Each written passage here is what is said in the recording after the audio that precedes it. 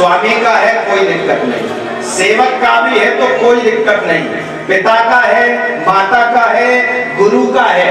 संत लोग तो कहते हैं जहां आपका अभाव है वहां भगवान को बिठा दो, बिल्कुल सत्य है।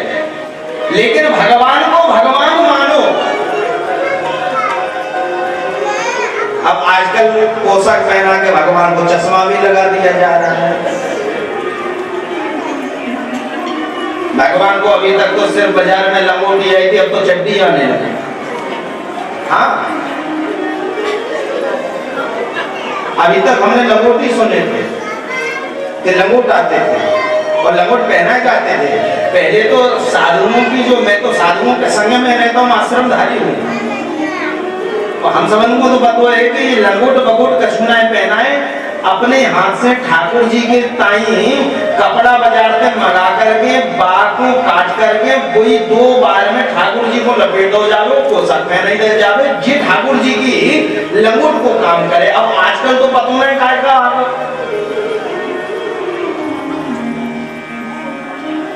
कहने का भाव ये है कि भक्ति इसलिए पुष्ट है क्योंकि वो दिखावे की भक्ति है, वो पुष्ट नहीं है। वो भक्ति सिर्फ ऊपरी श्रृंगार किए हुए इसलिए हमें पुष्ट लग रही है, श्रेष्ठ लग रही है। लेकिन वस्तुतः यदि उसके हम तह तक पहुंचेंगे तो ज्ञान वैराग्य से यदि भक्ति शून्य है तो वो भक्ति पुष्ट नहीं है, फिर वो नरकगामी होगी, महाराज स्वर्गगामी नहीं होगी। आदरणीय बैठे हैं, आपको ज्ञात होगा सेवा अपराध में 32 प्रकार के अपराध कहे गए हैं। 32 प्रकार, ध्यान देना। सेवा अपराध में ठाकुर जी के 32 प्रकार के अपराध हैं। कुछ अपराधों की मैं चर्चा कर दूं जो दैनिक में हम लोग अपराध करते हैं। पहला अपराध, कभी भी ठाकुर जी के सामने किसी दूसरे को प्रणाम नहीं करना चाहिए। पहला अपराध। अगर भगवान है तो फिर किसी को प्रणाम नहीं करना है, चाहे फिर वो व्यास जी बने रहे हो चाहे फिर कौन जी बने रहे।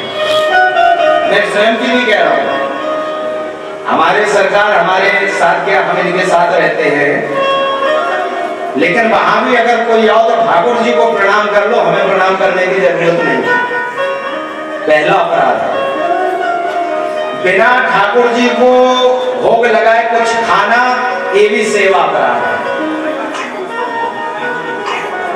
ठाकुर जी के रहते हुए ठाकुर जी से लाड़ ना लड़ाना भी सेवा अपराध है।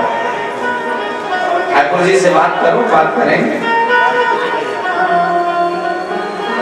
दूसरा, कभी भी ठाकुर जी को एक हाथ से या गुरुजन को, ब्राह्मणों को एक हाथ से प्रणाम भी नहीं करना चाहिए, ये भी सेवा अपराध है। पुरुष को साष्टांग प्रणाम करना चाहिए और माताओं को पंचांग प्रणाम करना चाहिए। माताओं को सीधे पुरुषों की तरह लेट के प्रणाम नहीं करना चाहिए, घूंटे टेक करके तब पंचांग प्रणाम करना चाहिए, और पुरुष वर्ग को साष्टांग सीधे भूतल करो लकुटती सीधे लेट जाना चाहिए। गुरुजन के सामने, ब्राह्मण के सामने, भगवंत के सामने, संत के सामने श्रेष्ठ प्रणाम है। और अगर इतना ना कर पाओ माताओं और पुरुष वर्ग तो सुन लो, कथा से ज्ञान मिलना चाहिए बस। माँ की तो रस की कथा चौथे दिन से आई जाएंगी।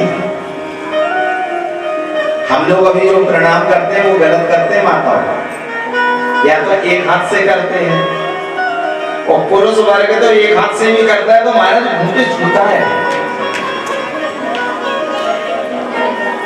जबकि प्रणाम जो है वो पैर के अंगूठे के नाखून को करना चाहिए। वहां भगवान की कृपा का वास है। पहला चरित्र में श्रवण करेंगे आप तो घूंटों का दर्द ही मिलेगा। भाई अगर कृपा चाहिए तो पैरों के अंगूठे के नख को छुओ तो कृपा मिलेगी, आशीर्वाद मिलेगा। और घूंटे छुओगे तो महाराज तो वैसे घूंटों के दर्द से परेशान हो जाते, बैठे बैठे बोले ले जाओ, हमारा वजन घटा। प्रणाम करने का शुद्ध तरीका है माताओं, दाएं हाथ से दाएं पैर के अंगूठे छुओ, तो दाएं हाथ से दाएं पैर के अंगूठे के नाखून को और बाएं पैर से बाएं पैर के अंगूठे के नाखून को ऐसे जब आप करते हैं तो ये शुद्ध प्रणाम कहा गया है। बोलो राधे राधे। अब आज से समझ लेना कि हमें कथा में यही आज प्रसाद मिला है कि प्रणाम करना सीख लीजिए। रोज एक चीज सीख लो, 7 दिन में 7 वस्तु हो गया कल्याण, हो गई कथा सफल। वरना वही धरो वो वही पहला दे, वही धुंध खाएंगे, किसे नहीं पता। हर